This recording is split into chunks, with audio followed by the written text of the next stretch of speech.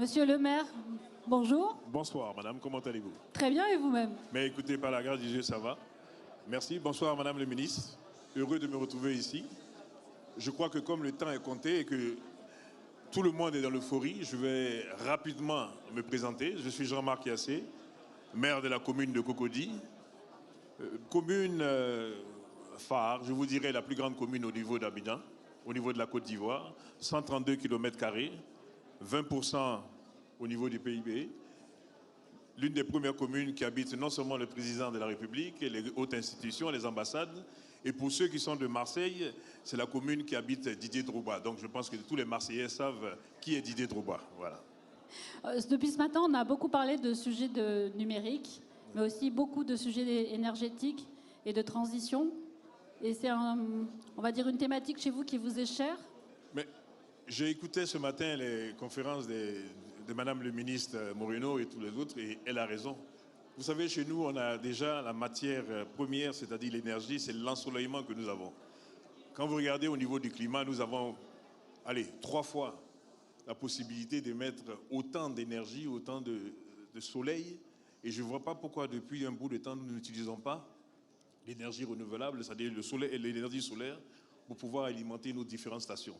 Donc je pense que c'est ce qui fait qu'à partir de maintenant, j'ai décidé avec le conseil municipal qui m'a permis d'être ici, d'inviter les uns et les autres. D'abord, je dis au ministre Moreno et j'invite aussi ceux qui sont présents pour la conférence qui aura lieu au niveau de la Côte d'Ivoire, qui s'appellera Conférence internationale de Cocody pour le climat, afin de trouver des solutions et dans l'environnement et au niveau de l'énergie, et aussi pour permettre à Cocody d'être la cité la plus verte possible. Voilà. Donc la conférence que vous organisez, vous aurez la conférence début 2025. Et donc je vous donnerai les dates exactes. J'inviterai le président qui vient de passer et certaines autres personnes que j'ai vues dans la salle. Voilà. Et j'invite, je dirais presque tout le monde à venir découvrir Cocody, qui est l'une des plus belles communes de Côte d'Ivoire, sinon la plus belle, et qui est prête à... Mais tous les maires disent ça, vous savez. Pardon? Tous les maires disent ça de leur ville. Non, mais moi je dis, mais j'ai l'assurance et je suis tranquille. Et je vous donne l'occasion de venir voir et vous allez voir si j'ai dit vrai ou faux. Venez en Côte d'Ivoire et vous verrez. Mais j'accepte l'invitation, merci beaucoup. L'invitation est faite. On se reverra dans un an pour voir ce que ça aura donné. Je pense que c'est moins d'un an. Que le Seigneur vous entende. Merci encore. J'espère. Bonne soirée. Merci beaucoup, monsieur le maire.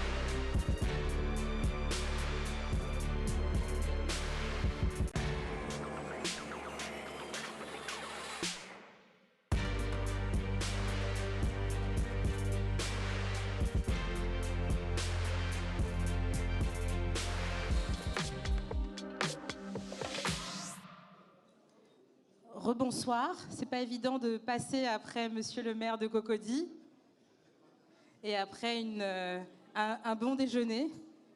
En préparant cette session, je voudrais partager avec vous quelques chiffres qui pour moi sont très importants.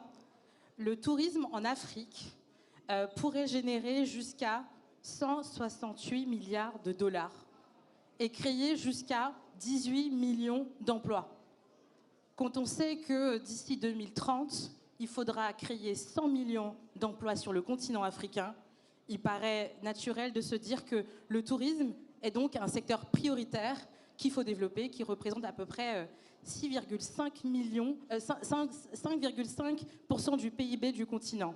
L'enjeu, évidemment, il reste à la fois de développer des alternatives qui soient respectueuses de l'environnement et des écosystèmes locaux. La bonne nouvelle, c'est que nos institutions africaines ont pris ce sujet à bras-le-corps. Je peux donner 2 exemples.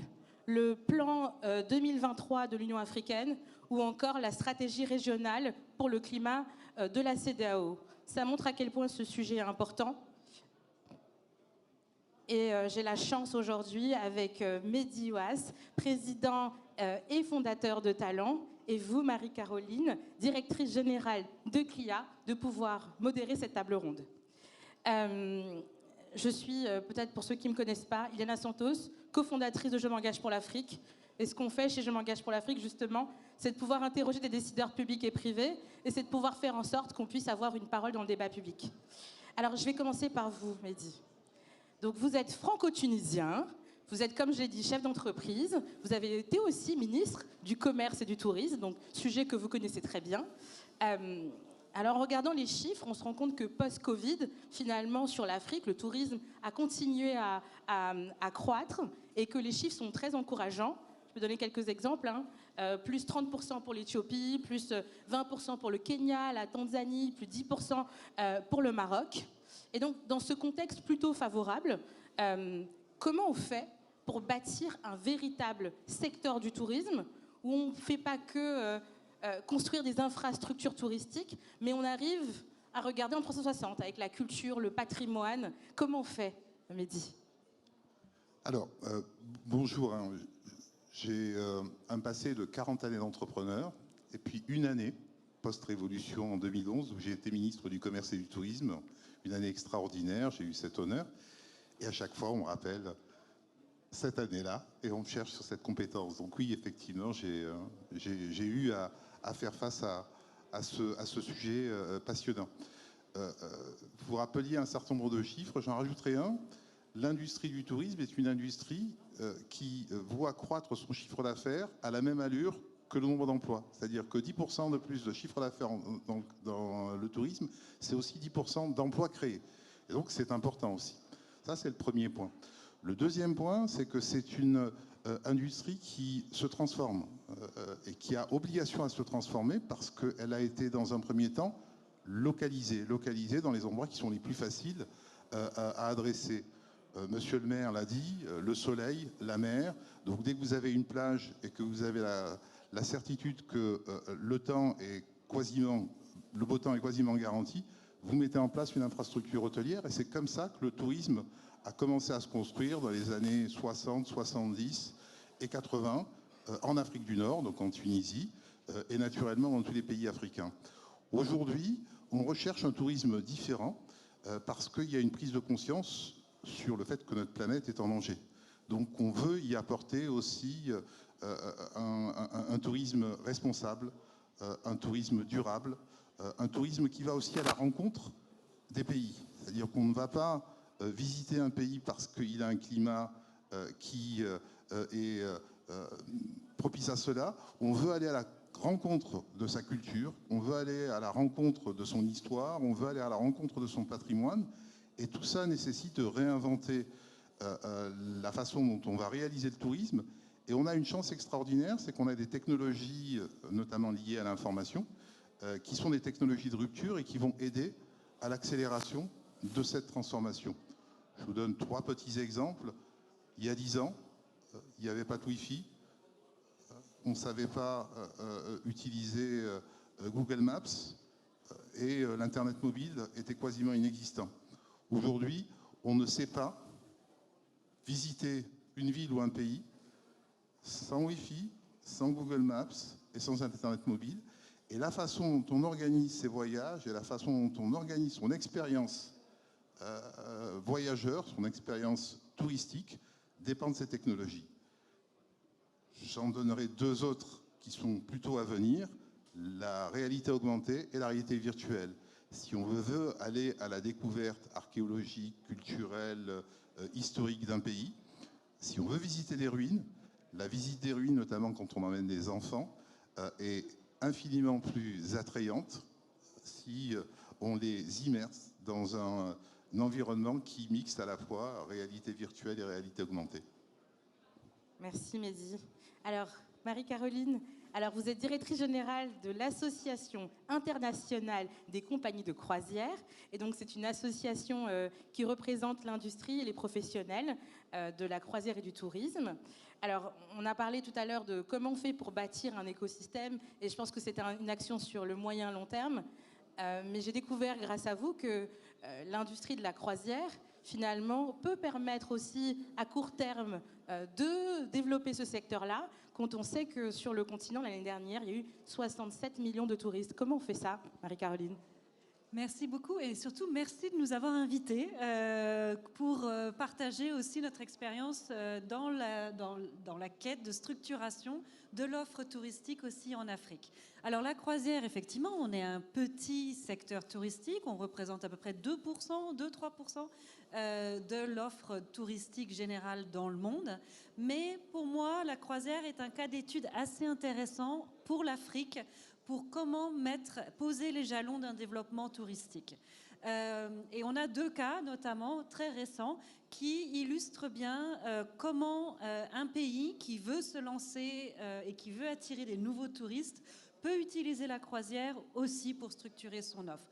Les 2 cas d'études qu'on a à l'heure actuelle qui sont en développement, c'est l'Alliance des îles de l'Atlantique avec le Cap-Vert, le Maroc et également Madère, les Açores et les Canaries. Alors on est plus sur cette côte-là, mais ils se sont mis ensemble avec une collaboration extrêmement étroite pour construire un itinéraire. Et comme vous l'avez dit, Mehdi, plutôt réfléchir à cette offre culturelle et cette identité du voyage sur une croisière de 10 jours et avoir attiré de nouveaux touristes et de nouveaux clients sur une destination avec une identité forte.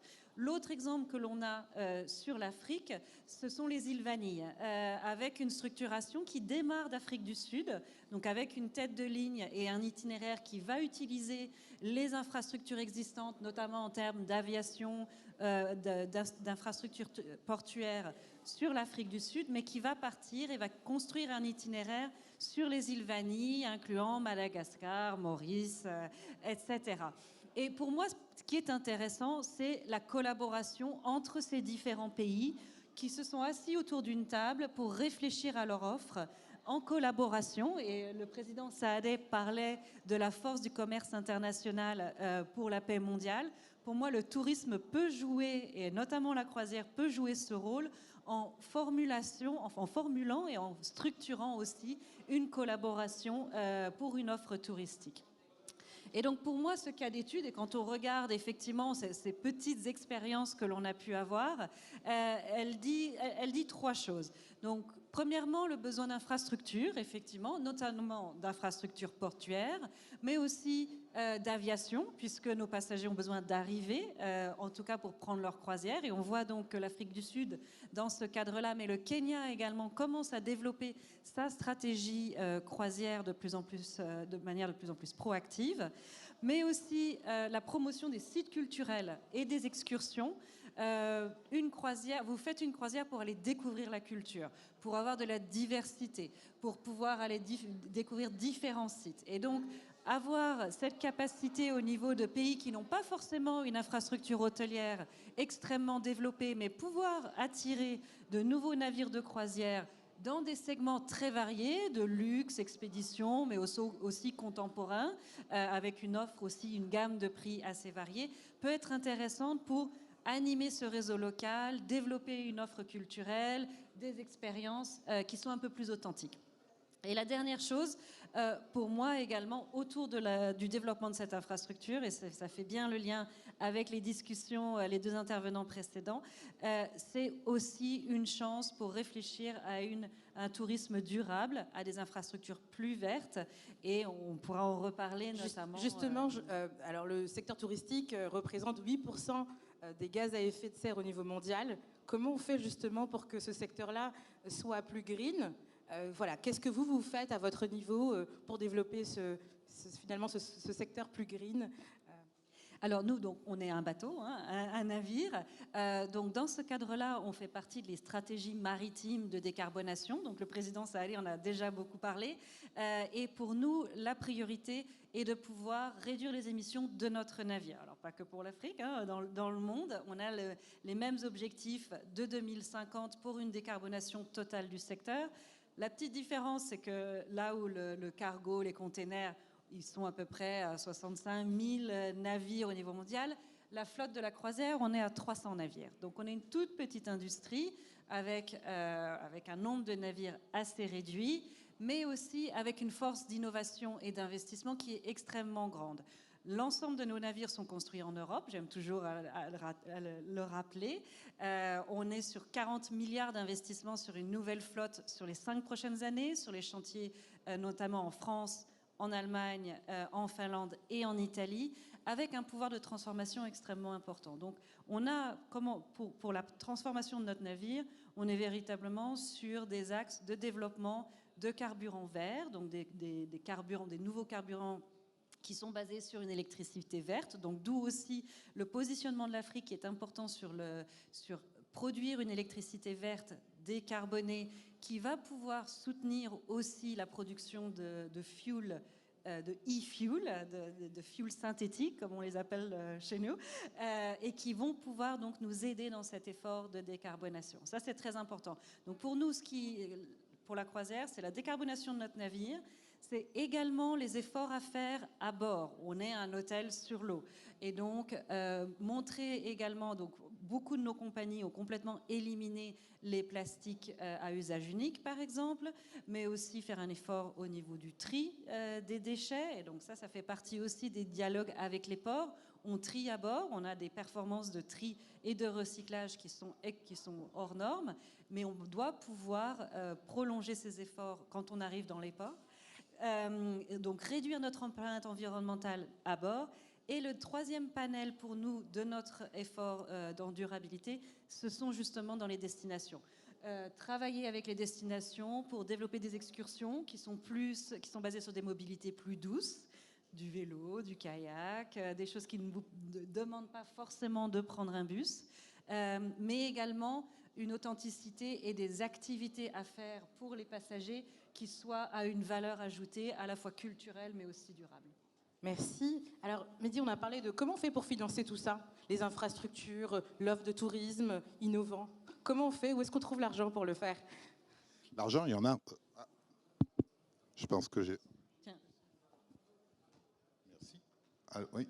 Alors, l'argent, il y en a. Ce qu'il faut, c'est convaincre. C'est convaincre de la rentabilité et puis des équilibres financiers des business models. Je voudrais revenir en arrière et redire un petit peu en écho à tout ce qui s'est dit depuis ce matin. La relation entre l'Afrique et l'Europe doit se reconstruire dans un cadre différent, dans un cadre d'égal à égal. Et pour investir en Afrique et pour investir de manière durable et rentable, il faut, à mon avis, 3 conditions essentielles. Il faut comprendre l'Afrique. Et l'Afrique, c'est 54 pays, donc à minima 54 cultures. Et quand je dis à minima, c'est parce qu'il y a pas mal de pays africains qui ont plusieurs cultures. Donc faire cet effort-là. Deuxième chose, c'est qu'il faut aimer l'Afrique. Il ne faut pas venir investir en Afrique uniquement pour faire une opération financière. Et le tourisme ne peut pas se faire s'il n'y a pas une empathie. L'économie touristique est une économie qui est basée sur l'empathie. On ne peut pas faire du tourisme dans un pays africain si on n'aime pas ce pays. Puis la troisième condition, c'est qu'il faut être patient. Les investissements sont longs, et donc les retours sur investissement sont longs, mais la patience peut amener à avoir beaucoup de gains. Donc pour attirer les investissements, il faut attirer des investissements qui comprennent ces 3 caractéristiques.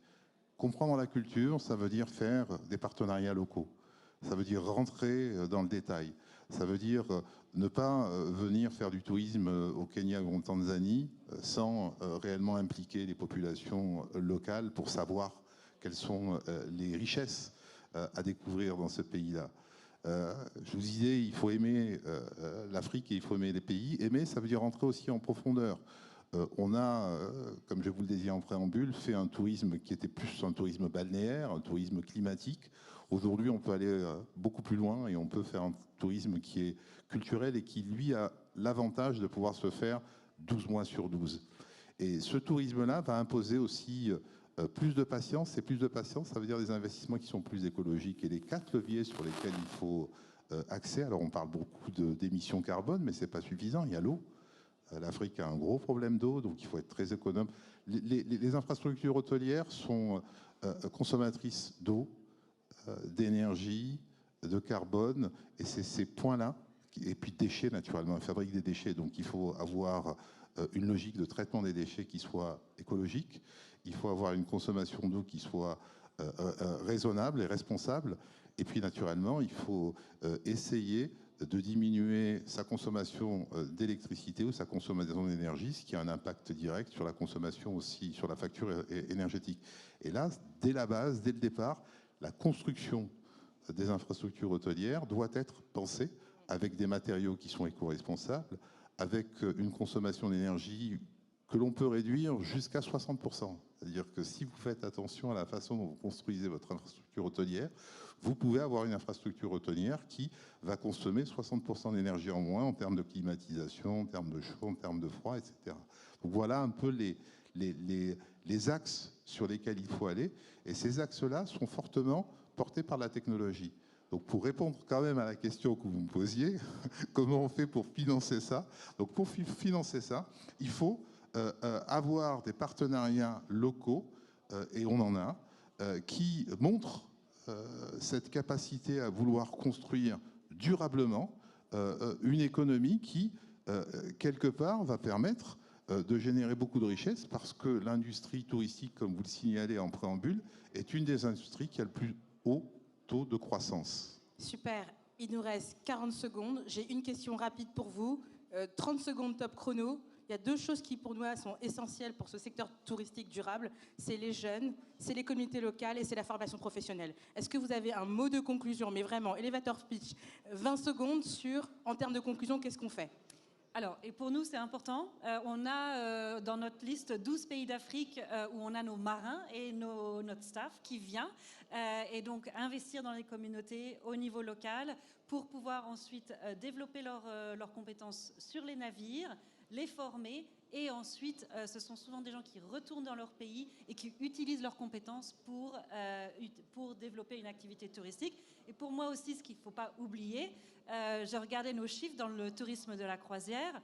La croisière, c'est aussi du tourisme pour les Africains. Et on a, l'année dernière, 150 000 Africains qui ont fait des croisières à partir d'Afrique. Et donc, c'est aussi une offre culturelle pour les locaux. Il ne faut pas oublier ça. Votre conclusion, Mehdi? Pareil, 50 secondes, top chrono. 50 secondes. La formation professionnelle, la formation continue est fondamentale parce que les générations qui vont nous succéder vont avoir à changer 7 à 8 fois de métier. Donc une formation de base ne sera pas suffisante. Il faudra sans arrêt les accompagner à assimiler les nouveaux us, les nouveaux défis, les nouveaux challenges et puis les nouvelles technologies.